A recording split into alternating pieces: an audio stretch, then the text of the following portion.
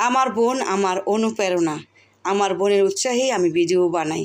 আমি জানি এই ভিডিও বানানোতে আজকে আমি অনেকের অপছন্দের জায়গায় চলে গেছি। অনেকেই আমাকে নিয়ে সমালোচনা করে, তাদের সমালোচনা চলুক, আমি আমার সফলতার পথে এগিয়ে চলি। আমাকে নিয়ে যারা পেছনে সমালোচনা করছো, তাতে তোমাদের সময় নষ্ট হচ্ছে। তোমরা অবশ্যই এটা বুঝতে পারছো অন্যের সমালোচনাকারীকে মন আল্লাহ পাক পছন্দ করেন না।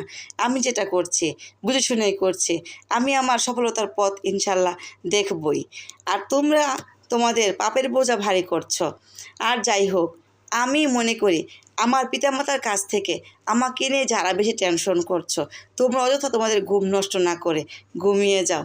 এতে করে তোমাদের ঘুম সুন্দর হবে, স্বাস্থ্য ভালো থাকবে, মন ভালো থাকবে। ওহে আমার হিংসুটে প্রতিবেশী, আমাকে নিয়ে সমালোচনা না করে তোমরা তোমাদের দরকারি ঘুমটা ঘুমিয়ে নাও।